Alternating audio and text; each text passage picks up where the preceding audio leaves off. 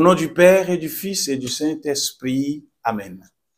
Bien-aimés dans le Seigneur, la grâce et la paix de Jésus ressuscité soient toujours avec vous, pour tous qui nous suivez de partout le monde entier, sur la chaîne YouTube des Eudistes de la province d'Afrique, Eudipa TV. Nous sommes toujours dans la lumière de Pâques. C'est pourquoi la liturgie intitule le dimanche prochain, deuxième dimanche de Pâques, et non pas premier dimanche après Pâques. Pâques se continue. Le pape Jean-Paul II a ajouté à cette réalité pascale le thème de la miséricorde divine, en faisant du dimanche prochain, le deuxième, celui de la miséricorde divine, en réponse aux demandes venues de Sainte Faustine, qui a vécu dans le diocèse de Cracovie, dont il avait été évêque avant de devenir pape.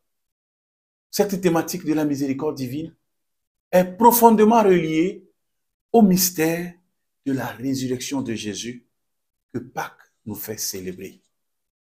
Bien-aimés dans le Seigneur, dans le message de Sainte Faustine, c'est tout le mystère pascal qui est en cause, en demandant de souligner à chaque jour le moment de la mort de Jésus, en s'arrêtant à 3 heures de l'après-midi et en proposant la prière « Jésus, j'ai confiance en toi », la dévotion à la miséricorde divine, ne se fixe pas sur celle-ci comme un simple attribut de Dieu.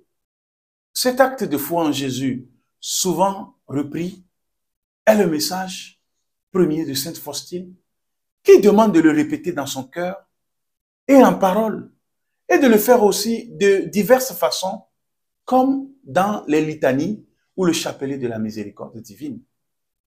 Le chemin de la miséricorde est proposé à tous les baptisés. Nous sommes tous appelés à nous laisser émouvoir par les souffrances du monde. Devant l'ampleur de celle-ci, les baptisés seraient écrasés s'ils le pouvaient en disant « Jésus, j'ai confiance en toi ». Mettre toute leur confiance en celui qui a vaincu le monde. Afin de mieux comprendre le message des textes liturgiques du dimanche prochain, ouvrons nos oreilles, nos yeux et nos cœurs pour nous laisser travailler par la parole de Dieu.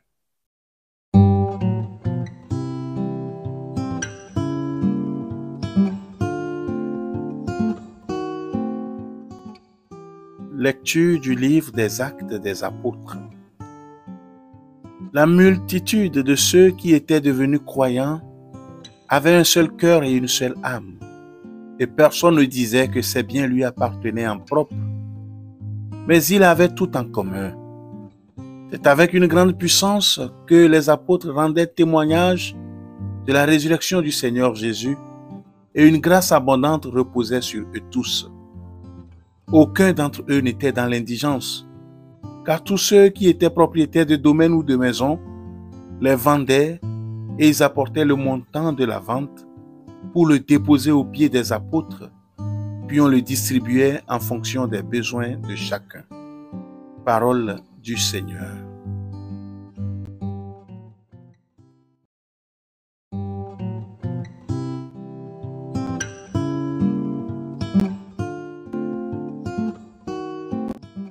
Psaume 117.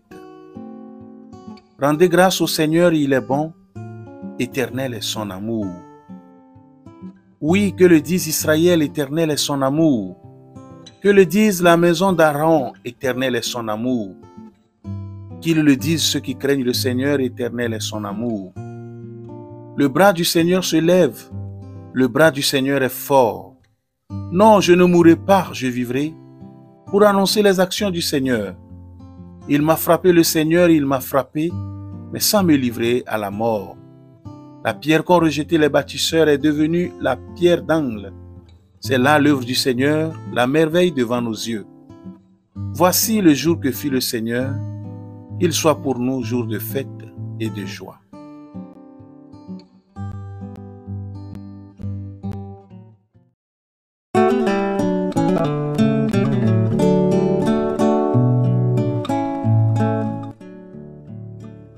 Lecture de la première lettre de Saint Jean. Bien-aimé, celui qui croit que Jésus est le Christ Celui-là est né de Dieu. Celui qui aime le Père qui a engendré aime aussi le Fils qui est né de lui. Voici comment nous reconnaissons que nous aimons les enfants de Dieu. Lorsque nous aimons Dieu et que nous accomplissons ses commandements. Car tel est l'amour de Dieu, garder ses commandements, et ses commandements ne sont pas un fardeau, puisque tout être qui est né de Dieu est vainqueur du monde. Or, la victoire remportée sur le monde, c'est notre foi. Qui donc est vainqueur du monde? N'est-ce pas celui qui croit que Jésus est le Fils de Dieu? C'est lui, Jésus-Christ, qui est venu par l'eau et par le sang. Non pas seulement avec l'eau, mais avec l'eau et avec le sang. Et celui qui rend témoignage, c'est l'Esprit, car l'Esprit est la vérité. Parole du Seigneur.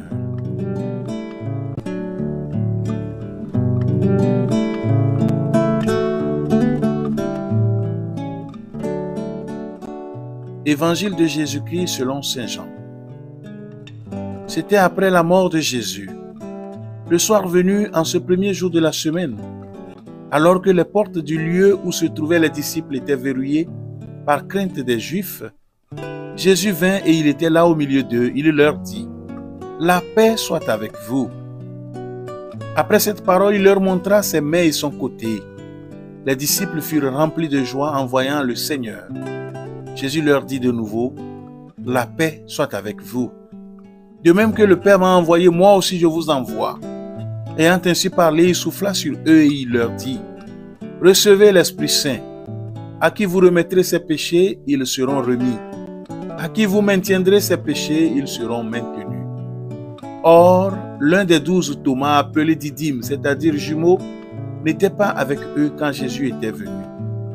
Les autres disciples lui disaient, « Nous avons vu le Seigneur. » Mais il leur déclara, « Si je ne vois pas dans ses mains la marque des clous, si je ne mets pas mon doigt dans la marque des clous, si je ne mets pas la main dans son côté, non, je ne croirai pas. » 8 jours plus tard, les disciples se trouvaient de nouveau dans la maison et Thomas était avec eux. Jésus vient, alors que les portes étaient verrouillées et il était là au milieu d'eux. Il dit, « La paix soit avec vous. » Puis il dit à Thomas, « Avance ton doigt ici et vois mes mains. Avance ta main et mets-la dans mon côté. Cesse d'être incrédule, sois croyant. » Alors Thomas lui dit, « Mon Seigneur et mon Dieu. » Jésus lui dit, « Parce que tu m'as vu, tu crois. Heureux ceux qui croient sans avoir vu. » Il y a encore beaucoup d'autres signes que Jésus a fait en présence des disciples et qui ne sont pas écrits dans ce livre. Mais ceux-là ont été écrits pour que vous croyiez que Jésus est le Christ, le Fils de Dieu, et pour qu'en croyant, vous ayez la vie en son nom. Acclamons la parole de Dieu. Frères et sœurs, les lectures que nous venons d'écouter nous gardent dans le sillage de la fête de Pâques, qui dure 50 jours jusqu'à la fête de la Pentecôte. Justement, ce que la première lecture nous raconte, c'est passé après la Pentecôte, après la descente de l'Esprit Saint sur les apôtres. La multitude de ceux qui étaient devenus croyants avait un seul cœur et une seule âme, est-il écrit. Le résultat de la foi en la résurrection du Christ, animé par son esprit, cimente les gens les uns avec les autres. La résurrection du Christ crée une communauté où le partage est le cœur de celle-ci. Remplis de Jésus, les premiers chrétiens, loin de se replier sur une expérience extraordinaire de rencontre avec le ressuscité, sont ancrés dans leur vie concrète, qui est transformée par l'action de l'Esprit Saint en eux. Ils ont reçu la bonne nouvelle du salut à travers des témoins, dont les plus importants sont les apôtres, qui ont suivi Jésus tout au long de son ministère. On les voit dans l'Évangile avec Jésus ressuscité, qui leur donne l'Esprit Saint. En effet, ceux-ci, après la résurrection de Jésus, ont reçu l'Esprit Saint de façon spéciale pour être les piliers, les fondations de l'Église, de la communauté des croyants et des croyantes, en soufflant sur eux ici, dans l'épisode que nous raconte l'Évangile. Jésus leur donne d'être dans leur mission les acteurs privilégiés de sa miséricorde pour toute personne. Recevez l'Esprit Saint, à qui vous remettrez les péchés, ils seront remis.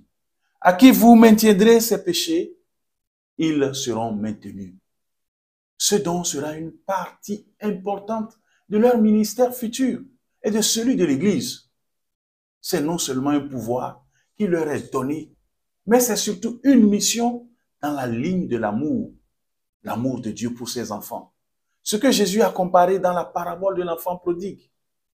Le père de la parabole fait tuer le veau gras et offre un festin pour son fils qui était perdu et qui est revenu.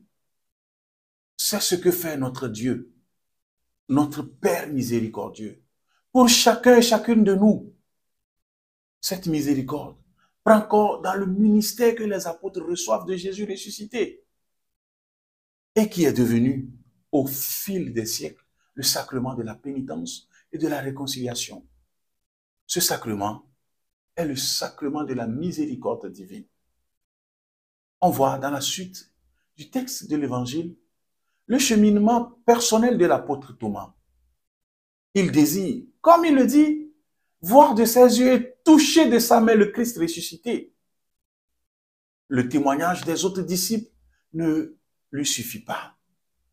Nous sommes nous aussi souvent comme lui.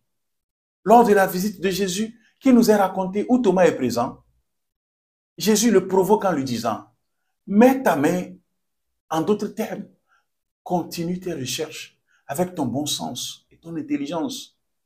Mais aussi en sous-entendu, ouvre ton cœur en même temps à ma présence dans la foi qui va au-delà des preuves scientifiques ou matérielles de ce que tu peux toucher avec ta main. C'est ainsi que tu me rencontreras. » Et la rencontre se produit.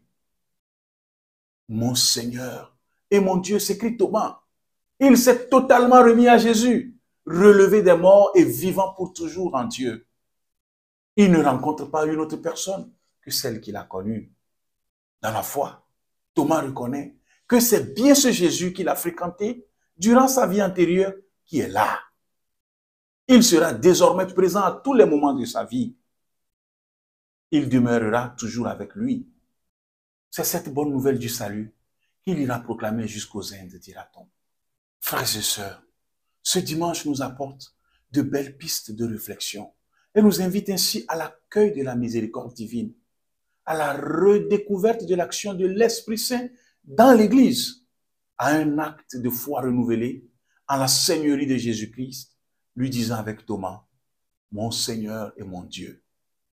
Que l'Eucharistie du dimanche prochain nous apprend à partager du fond du cœur avec nos frères et sœurs pour rendre témoignage à la résurrection du Christ avec grande puissance. Merci d'avoir suivi cette méditation. Que Dieu Tout-Puissant vous bénisse, le Père et le Fils et le Saint-Esprit. Amen.